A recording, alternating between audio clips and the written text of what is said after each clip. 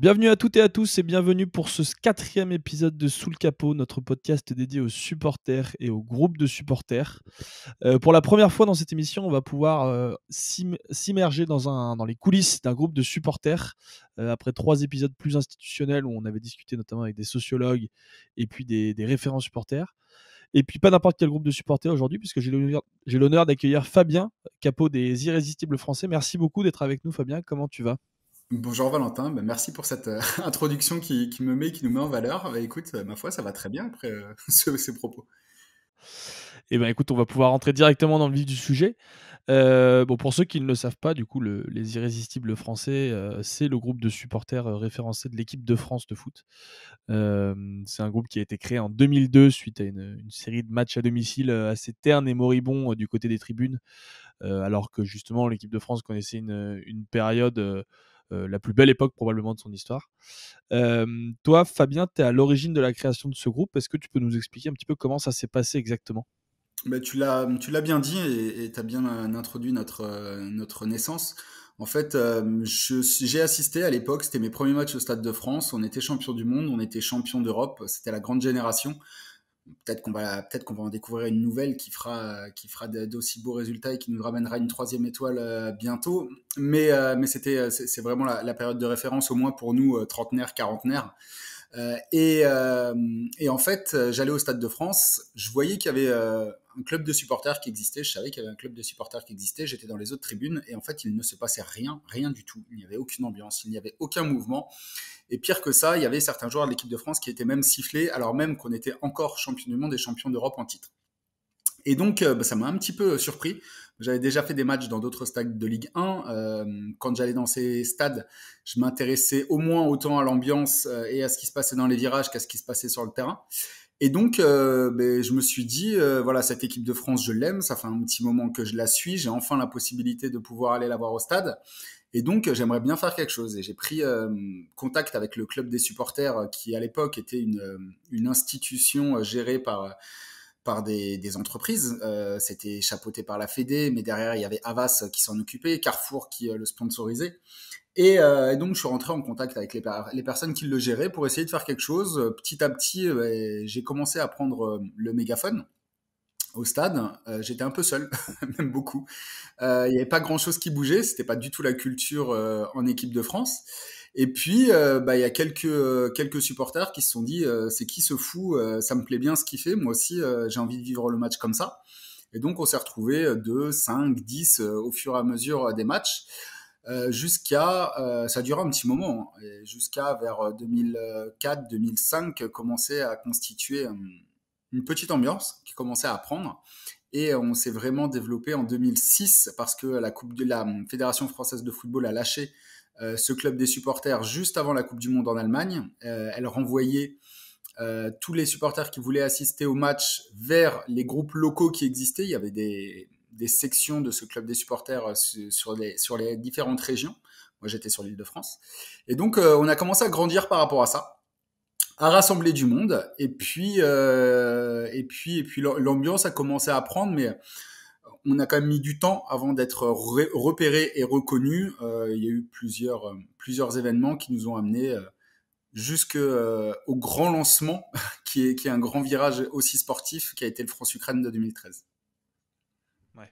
Est-ce que, parce que c'est quelque chose qu'on retrouve souvent dans les virages des clubs, est-ce qu'il y avait d'autres groupes de supporters qui se sont constitués à ce moment-là, ou est-ce que Ne toi, tu parle pas étais au vraiment le passé. seul?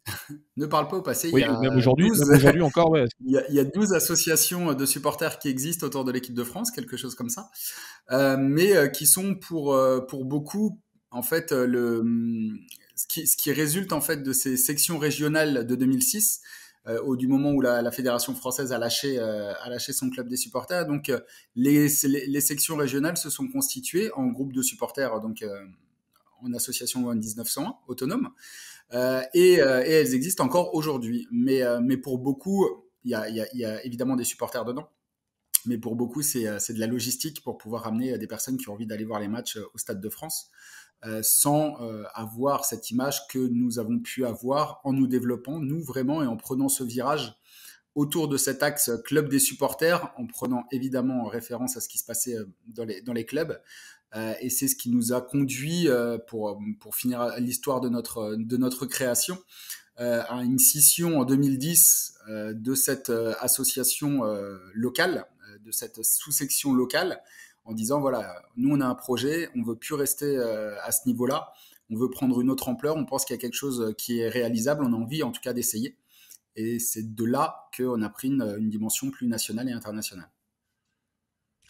Et du coup, aujourd'hui, comment vous structurez? Alors, tu as parlé d'association loi 1901, je suppose que vous êtes aussi référencé Tout à fait. sous ce type de statut-là, mais combien vous êtes?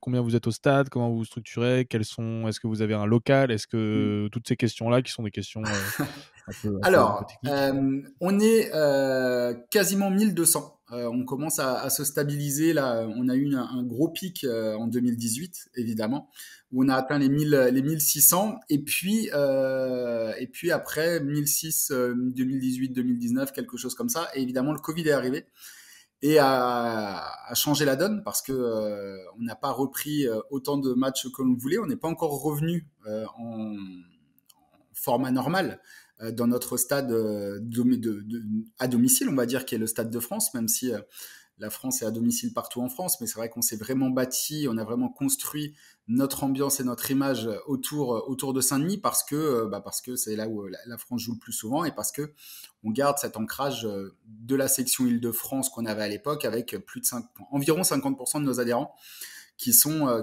sur la région francilienne. Donc voilà, 1002 aujourd'hui. Pour les matchs au stade, j'ai envie de te dire que c'est entre 1000 et 1005 quand on est au Stade de France, quelque chose comme ça, de personnes qui viennent. Chacun de nos adhérents a la possibilité de faire venir un accompagnant au maximum s'il le souhaite, pour qu'on garde une vraie base d'adhérents. C'est un peu plus compliqué en province, où ça dépend des matchs. On peut être entre 100 et 400, 500 en fonction des matchs, en fonction des dates. Mais voilà, on a une histoire, on pourra peut-être le réaborder après, un peu particulière avec la province, où on sait qu'on arrive dans un stade qui appartient, entre guillemets, qui appartient à des clubs en tout cas, et entre guillemets, certaines tribunes à des groupes de supporters. On le sait et puis on le reconnaît, on en est conscient, on sait comment ça se passe. Mais voilà, l'histoire un peu différente avec la province. Donc, et le local que tu me demandais, eh bien en fait, on est tellement éclaté qu'on n'a pas aujourd'hui de vrai local parce que en plus de ça, on n'a pas une vie quotidienne, hebdomadaire sur l'équipe de France. Des matchs, tu peux avoir 3 4 mois avant d'avoir un nouveau match de l'équipe de France. Donc on n'a pas ce local-là, et puis même si on l'avait, je pense pas il serait à même de vivre. Donc on essaye de maintenir un lien digital avec nos adhérents, avec différents réseaux sociaux, des groupes privés, etc. On essaye de faire vivre ça comme ça entre les matchs, en leur apportant des informations, en les faisant participer au maximum aux choses qu'on peut avoir. Et puis sinon, nos adhérents sont pour beaucoup d'entre eux aussi adhérents dans des clubs ou dans des groupes de supporters de clubs. Et donc ont une vie par rapport à ça à côté. Bon, c'est parfait, on dirait que tu as fait du podcast toute ta vie parce que tu as évoqué tous les sujets que je voulais aborder, sur lesquels on va revenir, donc c'était Et ben parfait, au c'était un revoir sommaire Valentin, je parfait. te souhaite une bonne journée. Non, non, c'était un très bon sommaire. On va pouvoir revenir un petit peu plus dans le détail après sur tous ces sujets-là. Petite question perso avant de rentrer un peu plus dans le sujet. Est-ce que toi, t'es, alors pas forcément affilié, mais supporter d'un club en particulier au-delà de ça? Tout à fait, je le suis. Je ne le dirai pas. Ceux qui me connaissent peuvent le savoir, mais non, mais j'ai pas envie de le dire parce que j'ai pas envie après qu'on rapporte ce que je dis à ce club qui Bien a sûr, des amis, qui a des ennemis dans la sphère privée. Et puis quand on me connaît au stade, il n'y a pas de souci, on l'aborde. Mais en très fait, bien. nous, on fait venir nos adhérents au stade en inscrivant dans notre charte qu'on ne met pas en avant les clubs pour que justement la première approche qu'il y ait entre nos adhérents ne se fonde pas sur une couleur d'écharpe ou de maillot et que s'ils deviennent potes, qu'ils soient stéphanois, lillois, lensois, stéphanois, lyonnais, lensois, lillois, marseillais, parisiens, etc., ce qu'on veut dans toutes les oppositions qu'on peut penser, ils se disent ah bah finalement t'es sympa même si t'es Bah ouais, du ouais. club ennemi et puis voilà on veut que ça se passe comme ça donc je préfère pas le mettre en avant. C'est très intéressant et c'est complètement entendable. Justement, il y a un sujet que tu as abordé un petit peu parce que Quand on parle, des irrésistibles français, on leur attribue souvent un fait qui est très intéressant, c'est d'avoir réussi à s'approprier le Stade de France, Mhm, qui, en l'occurrence, à la base, n'était pas un stade forcément uniquement dédié au football. mhm, Aujourd'hui, quand on parle du Stade de France, hormis quelques compétitions à côté, c'est vraiment un stade qui est référencé par rapport à l'équipe de France de foot. mhm. Comment est-ce que vous avez fait? Et puis plus personnellement, qu'est-ce que vous pensez de ce stade en termes d'infrastructure? Est-ce que c'est un stade Alors, qui est facile? Est-ce qu'il est trop grand? Bon, bah, voilà, c'est je te laisse paradoxal. commencer. C'est paradoxal parce qu'en effet, on s'y est construit une histoire sans l'avoir tout le temps aimé, ce stade. Même aujourd'hui, en reconnaissant tous ces inconvénients de sa taille, de par sa taille, de par la distance par rapport des tribunes par rapport au terrain, de par son acoustique, je comprends pas comment on peut faire des concerts au Stade de France en dehors du nombre de places disponibles. Mais son acoustique qui est quand même pas avantageuse. Ouais, c'est une Donc cata. voilà, on l'a. Oh, et puis aussi, on l'a critiqué assez ouvertement, même quand on y était sur les ambiances qu'il pouvait y avoir au Stade de France, et on le reconnaissait. Ça nous faisait vraiment mal au début sur la période 2002-2012. Donc tu vois, ça a duré longtemps. Quand on nous disait il n'y a pas d'ambiance au Stade de France, on dit mais si, enfin on essaye de faire quelque chose, vous ne l'entendez pas, mais c'est dur. Et puis finalement, a posteriori, on se dit mais évidemment il n'y avait pas d'ambiance. Nous, c'était pas parce qu'on était 20 clampins à chanter qu'on pouvait faire penser aux gens qu'il y avait quelque chose de différent. Donc sur le Stade de France, ça, voilà, on en connaît les inconvénients, on a grandi dans la douleur avec lui, donc aujourd'hui, voilà, il y a une sorte d'amour qui est né de par les difficultés qu'on a rencontrées.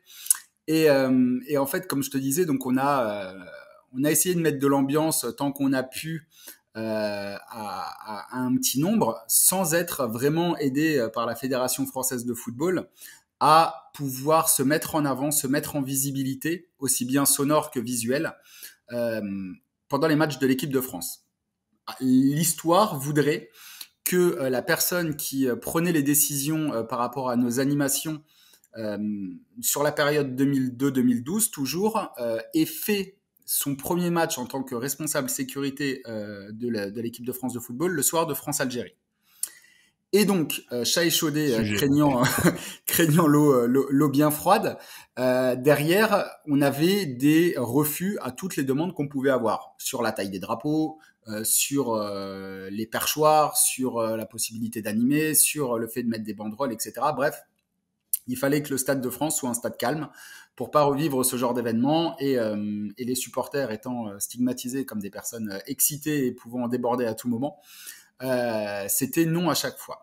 On a donc travaillé pendant très longtemps pour se créer une vraie image de confiance, une vraie responsabilité aux yeux de la Fédération française de football. Ça n'a pas toujours été simple avec la Fédé. Euh, D'ailleurs, notre vrai virage a commencé au moment où la Fédération française de football ne nous reconnaissait plus et nous avait attribué que 10 places pour l'Euro 2008.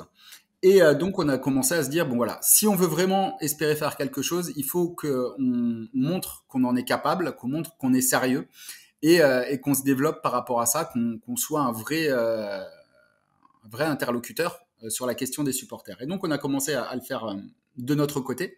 Et on a eu la chance en 2012 d'avoir du répondant niveau Fédération française de football avec un responsable qui est arrivé sur le dossier supporter, qui lui était supporterophile, abonné aussi à des tribunes de Ligue 1 et qui se dit mais voilà, il y a quelque chose à faire. Les supporters, c'est aussi l'image d'une équipe. Et donc, si on veut faire quelque chose, et notamment en vue de l'Euro 2016, il faut qu'on puisse les entendre et voir ce qui est réalisable. Et donc 2012, on a la possibilité d'avoir un mégaphone, bientôt une sono. On a la possibilité de rentrer des drapeaux de plus en plus grands. On a la possibilité, surtout, ce qui a été un changement fondamental, c'était de mettre notre banderole et notre bâche de l'arrière du groupe à devant, à la barrière devant la tribune. Ce qui a permis de montrer aux yeux des personnes qui viennent au stade le nom du groupe qui commençait à bouger. Et donc, petit à petit, de faire une force de convergence des personnes qui se disent « Ah, c'est cool, j'aimerais bien vivre le match dans cette ambiance-là. » Et donc, je tape le nom irrésistible français sur mon PC, ça me renvoie au bulletin d'adhésion et je les rejoins. Et c'est de là qu'on est passé de 300-400 personnes à rapidement 1000 personnes. Parce que voilà, et puis si, surtout, j'oubliais, point événement majeur, c'est que à partir de 2012 et fin 2012, début 2013, quand il y avait un conflit entre une personne qui était assise et une personne qui était debout, avant, c'était la personne qui était assise qui avait raison et la personne qui était debout qui devait s'asseoir. À partir du moment où la tribune supporter a été reconnue, la personne qui était debout avait raison et la personne qui était assise devait se lever si elle voulait voir le match. Et voilà, c'est tous ces faits Ah, majeurs c'est que des je petits pense détails, ouais. beaucoup de clubs de supporters de Ligue 1 ont connu, mais bien avant nous.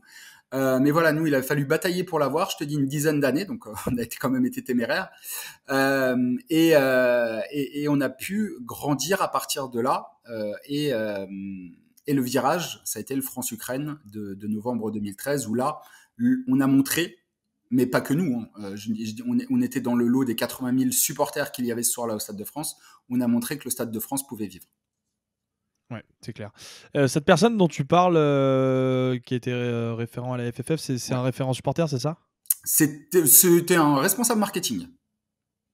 D'accord, Très ok, parce que j'ai exactement. vu Et qui a qu'il pris le dossier j'ai vu. supporter. C'était pas un SLO comme on peut l'entendre D'accord. aujourd'hui en tant que tel. C'était un responsable market qui avait le dossier supporter et le développement du marketing autour des supporters, mais sans revenir sur certaines tentatives de la Fédé par le passé qui avaient été de tenter de faire des groupes business, revenir sur des groupes très business de supporters et des offres marketées. Là, c'était vraiment l'idée de se dire, voilà, il faut qu'on développe l'image des supporters et on va les écouter pour faire en sorte qu'ils puissent le faire parce que eux savent le faire. Et, D'accord. euh, et voilà, Et donc c'était le seul lien. il joue pas le rôle d'un référent supporter comme on peut le voir dans les clubs. Alors, il a après constitué une équipe et recruté une personne qui ne s'occupait que de nous. Après, comme je te dis, les supporters de l'équipe de France, c'est un match tous les 3 mois, c'est Ouais, je cinq, sais. 6 matchs dans l'année. Je Et en sais, mais il fait, y a quand même des enjeux sécuritaires derrière tout ça, des relations on avec est la police, des d'accord. relations avec les forces de sécurité. On C'est est pour ça que je te pose la d'accord. question parce que Alors, enfin, donc ce coordinateur qui est arrivé dans son équipe, qui peut revêtir ce rôle de SLO sur les quelques matchs qu'il y a, mais en effet est en lien avec la DNLH, est en lien avec le responsable sécurité de l'équipe de France. Pour tout avouer, en fait, justement, nous, quand on a grandi et par l'image de sérieux qu'on s'est bâti, c'est notre président d'association qui est devenu l'un des représentants sécurité et des responsables sécurité, enfin pas responsables, mais en tout cas des interlocuteurs sécurité dans les stades et dans les réunions auprès des fédérations étrangères, sans travailler pour la Fédé, mais juste pour dire voilà, on est sérieux, le groupe de supporters sait se tenir, il peut y avoir des petites échauffourées de temps en temps, mais vraiment très gentilles. Et les relations qu'on a également avec les responsables de la sécurité qui nous sont mis à côté lors des matchs sont hyper bons et ils savent aussi bien que nous qu'on n'a aucun intérêt, nous en tout cas, à faire de faux pas parce que la Fédé nous a déjà gentiment dit que on avait des places beaucoup moins chères et l'un des prix des billets les moins chers en Europe pour une sélection nationale. En plus, on est champion du monde. Donc, ils nous ont dit que si on n'existait pas, en gros, nos places, ils les revendaient et même plus cher que ça. Donc voilà, il y a cette image et ce sérieux qu'on arrive à maintenir. Et à côté de ça, tout le travail qui est fait en correspondance avec la Fédération française de foot. t'as évoqué, t'as évoqué tout à l'heure votre rapport avec les stades et les tribunes, notamment Oui, en région. Est-ce que tu peux développer un petit peu ce oui. sujet-là? Parce que c'est vrai que c'est un sujet très intéressant. Alors peut-être pas l'hostilité, c'est peut-être un peu fort comme mot, mais la Ça défiance que vous dépend. avez. Ouais, non, non, mais on Ça peut dépend? Ah, l'évoquer. On peut l'évoquer suivant le stade dans lequel on va et suivant le sentiment que peut avoir le groupe de support, enfin le club et les groupes de supporters de club qui nous accueillent. Ça peut aller à de l'hostilité, ça peut aller à des rapports très amicaux et le fait de partager le temps d'un soir sa tribune avec une co-animation du match, parce qu'en fait il y a évidemment le fait que les locaux connaissent les chants, tous les airs connus dans leur stade que moi je ne connais pas forcément. J'en connais certainement beaucoup, mais pas tous et pas forcément ceux qui sont le plus souvent chantés.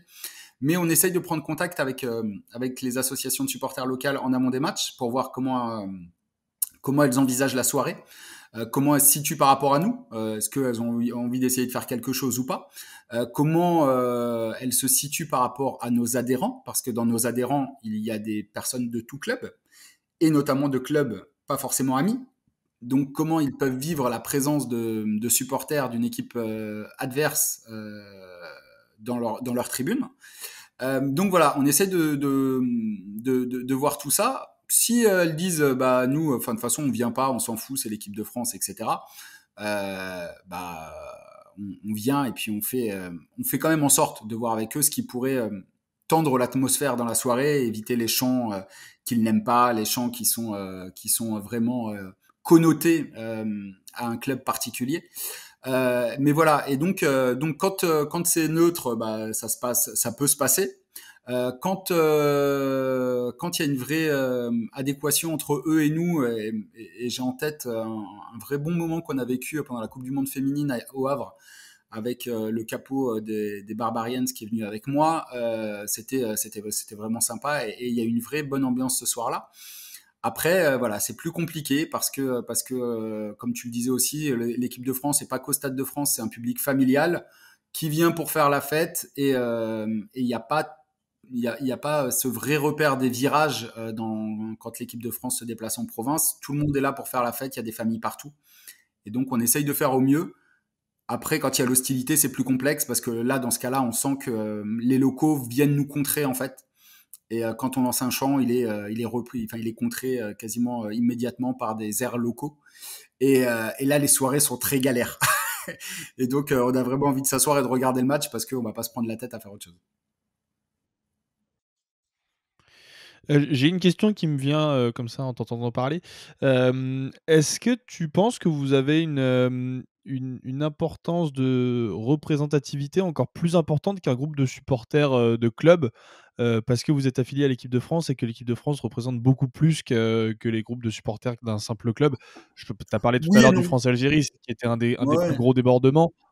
Vas-y, je te Oui, laisse oui et enchaîner non, là-dessus. oui et non, oui parce que on est en effet, comme tu le disais, le groupe des supporters des champions du monde, et on a le temps de le savourer encore un petit peu, et c'est un vrai plaisir. À côté de ça, on part tellement du néant, euh, je pense, hein, en tout cas dans les commentaires que je peux voir, que entre le néant et ce qu'on fait, ça met vraiment en avant l'intérêt qu'il peut y avoir dans notre association, et le travail qu'on peut faire, parce qu'on on n'a pas de comparaison. En effet, on peut nous envoyer en comparaison d'autres pays européens. Sur l'Europe occidentale, honnêtement, je nous pense plutôt très bien placés en termes d'ambiance. Peut-être pas en termes de mobilisation, si on peut penser aux pays britanniques, aux Pays-Bas, etc. Donc en termes de mobilisation sur les matchs, de tribunes remplies, on est bien en dessous. Par contre, en termes d'ambiance dans le stade, et notamment sur les matchs à domicile, que ce soit amicaux ou à enjeu, je pense qu'il y a match avec beaucoup d'entre eux, voire qu'on est au-dessus. Après, sur les pays de l'Est, clairement non.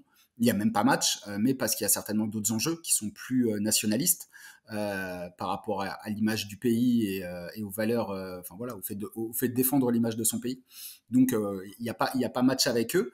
Mais nous, l'idée, c'était vraiment de plus dire que la France, c'était le niveau zéro du supporterisme.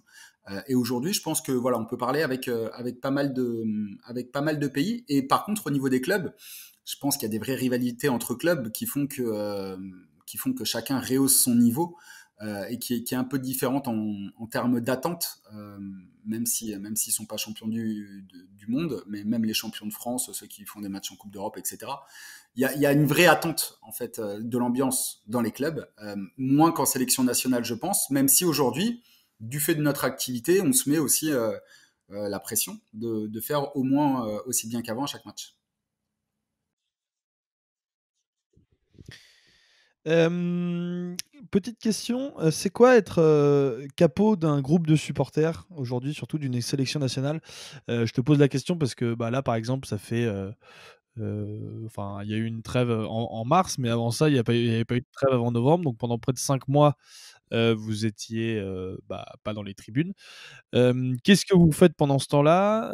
Et est-ce que tout le monde retourne à sa vie normale? Ou est-ce qu'il y a des actions qui sont mises en place? Par exemple, je pense à des actions sociales ou des actions de sensibilisation qu'on a beaucoup vues, par exemple, pendant le covid. Est-ce que c'est le genre de choses que vous mettez en place ou est-ce que vous vous cantonnez uniquement à votre rôle d'animateur de tribu? Non, non, mais en fait, il y a beaucoup de préparation, et notamment de préparation pour. Enfin, je suis capot au stade, mais un des responsables de l'asso à côté, et il y a beaucoup de travail de préparation, et on en reparlera peut-être, mais notamment au Qatar, avec pas mal de réunions, de préparation sur toutes les problématiques qu'on pourra rencontrer là-bas. Et puis, en effet, tu l'as évoqué, la période Covid, où là, on est rentré, nous, à fond dans les actions solidaires qu'on pouvait faire envers les personnels hospitaliers. Et parce qu'on savait, voilà, on savait qu'on n'aurait plus de matchs. En tout cas, on les espérait, mais ils venaient pas.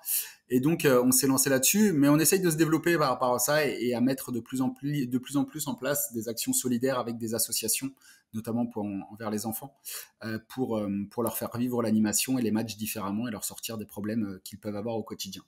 Mais et sinon, sur la question que tu me posais initialement, qu'est-ce que ça fait d'être capot? Qu'est-ce que c'est, Écoute, ouais, qu'est-ce que c'est d'être capot? moi, ce que je trouve, enfin, j'y prends un vrai plaisir à le faire parce que c'est vivre pleinement l'ambiance et vivre le match, enfin, voir vraiment les visages plutôt qu'être focalisé sur le terrain, voir vraiment les visages, la crispation, le bonheur, la détresse de mes amis. Après, c'est une vraie responsabilité. J'aimerais parfois ne pas potentiellement l'avoir et puis pouvoir savourer le match sans prise de tête, sans penser au champ d'après, sans penser à comment relancer parce que ça se passe pas bien sur le terrain, parce que il y a de la tension, parce que le résultat ou le spectacle est moche et donc il faut réussir à booster tout le monde pour qu'il reste dans l'ambiance. Il y a des fois où on a envie de savourer comme les autres. Donc il y a des fois où c'est une responsabilité, c'est très très souvent un grand plaisir de le faire. Et puis voilà, et puis on commence à prendre de l'âge quand même parce que 2002, 2022, à Clair. tenir ce rôle-là, on commence à sentir le poids des années, peut-être pas physiquement, mais on sent que ça fait un petit moment et donc il faut penser à un moment donné à la relève aussi, donc on aimerait bien trouver, mais c'est pas facile. C'est pas facile parce qu'il faut que la personne soit à l'aise. Euh, et puis voilà, et puis partage les valeurs aujourd'hui que nous on peut partager, de vraiment aller au stade pour s'amuser, pour faire la fête, sans prise de tête. Et voilà, c'est comme ça qu'il faut le vivre, de pouvoir s'extraire, je pense tous, de nos difficultés quotidiennes et puis de vivre pendant 90 minutes un vrai délire avec les amis. Sur l'aspect, bah, je voulais lancer avec toi une thématique sur, les instances dirigeantes. Tu as parlé tout à l'heure que vos rapports enfin, tu expliquais tout à l'heure que vos rapports se sont largement améliorés à partir de 2012. Est-ce que d'un point de vue peut-être un petit peu plus politique, ce qu'on peut retrouver beaucoup dans les clubs, souvent les supporters manifestent contre leurs, instances dirigeantes, que ce soit les présidents, les directeurs sportifs et cetera. Est-ce que vous vous estimez avoir, un rôle politique par rapport à ça à travers la tribune? Je pense notamment, bah, je sais que enfin, on sait tous qu'il y a beaucoup de critiques qui vont, en ce moment à l'encontre de Noël Le Graët sur sa gestion de la FFF et cetera. Est-ce que vous, c'est quelque chose que vous incorporez dans votre démarche ou est-ce que c'est, quelque chose dont vous rejetez complètement, la responsabilité et vous êtes Ni l'un ni uniquement l'autre. focalisé sur les tribunes et sur le terrain? Ni l'un ni l'autre. On a convenu dès le début avec la Fédé qu'on se disait tout, mais qu'on avait notre linge sale en famille et que tout ce qu'on avait à se dire, on le disait et que on était écouté, euh, entendu et écouté par la Vraiment Fédération vraiment française de écouté ou foot. pas? Vraiment écouté, ouais, ouais, non, mais clairement. Enfin, on a bâti le truc ensemble. La Fédé s'est largement appuyée sur nous pour beaucoup de choses et pour le développement des supporters. Donc sur beaucoup de choses, on est vraiment écouté. Après, de là à dire qu'on a un poids dans la présence de Noël Le Graët ou soit dans son choix, dans son élection ou derrière dans le souhait qu'il ne renouvelle pas son mandat, je pense pas que notre pouvoir aille jusque-là et je suis toujours très humble par rapport au poids qu'on pourrait avoir aussi bien en tribune que envers les instances. Mais tout ce qu'on a à se dire, honnêtement, nous sur la politique aujourd'hui de la Fédération française de football, euh, il est peut-être critiqué, ok, sur ce qu'il y a. Honnêtement, à part ses prises de parole sur certains débats, on pourra en reparler de la Coupe du Monde tous les 2 ans peut-être, où là on s'est affiché contre parce que ça a un vrai impact sur nous. Au-delà de ça, c'est comme un club qui irait s'opposer à son président qui est champion d'Europe en titre, on va dire. Enfin, c'est le Graal pour un club. Nous, c'est champion du monde en titre. Voilà. Non, mais je te pose Aujourd'hui, la question parce que Parce qu'aujourd'hui, dans les clubs, les groupes de supporters représentent des vrais contre-pouvoirs et c'est pas forcément, enfin, d'un point de vue Aujourd'hui, on n'est extérieur, pas en c'est pas état forcément le cas sur, sportivement.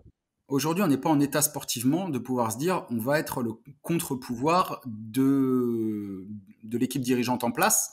Parce que, comme je l'ai dit, on est champion du monde sportivement. Sur le terrain, ça a de la gueule. Dans les tribunes, on n'a pas de problématique spéciale en France ou dans tous nos matchs. On n'a pas de problématique spéciale avec la gestion de la Fédération française de football qui aujourd'hui nous laisse faire quasiment ce qu'on veut. Et comme je te dis, si on a des choses à leur dire, mais aujourd'hui ça tourne vraiment autour de nos problématiques à nous, on leur dit en face. Le seul moment où on s'est exprimé dernièrement, ça a été cette opposition à la Coupe du Monde tous les 2 ans.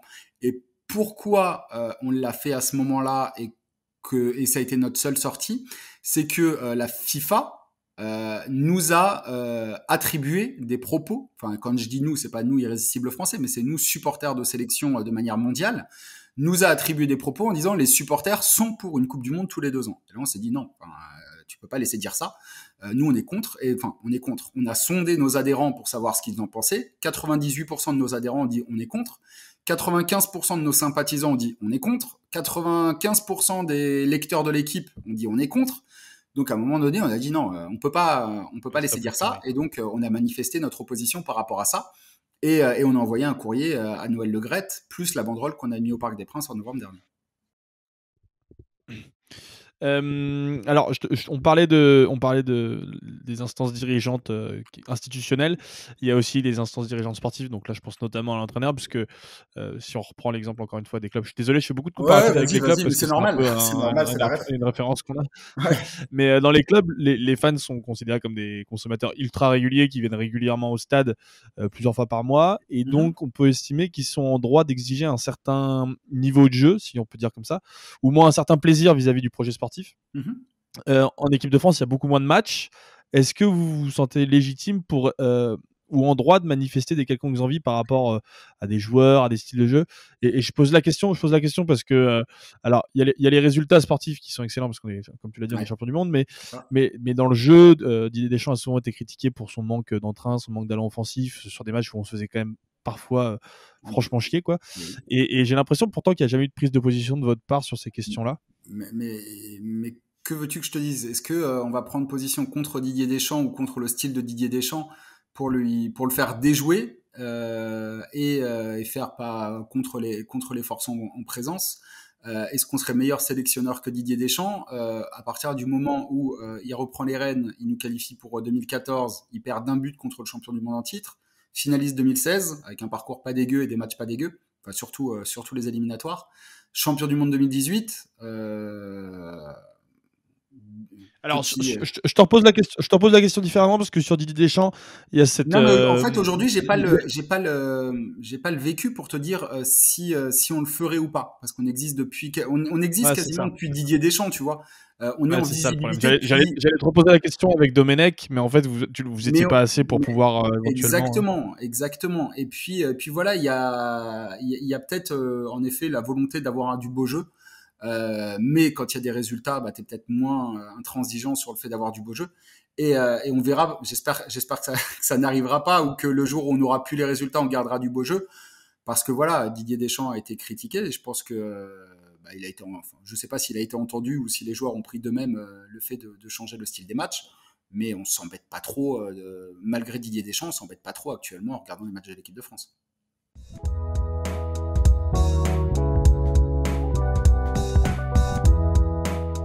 Merci d'avoir écouté la première partie de notre épisode 4 de Sous le Capot. Ne vous inquiétez pas, cet épisode n'est pas terminé. Il y aura une deuxième partie qui sera publiée dès vendredi prochain, le vendredi 6 mai, dans laquelle on évoquera évidemment cette fameuse Coupe du Monde au Qatar et évidemment sa politique tarifaire qui n'est vraiment pas en faveur des supporters, et où Fabien pourra exprimer le point de vue des irrésistibles français. D'ici là, profitez bien et sortez couverts. Ciao.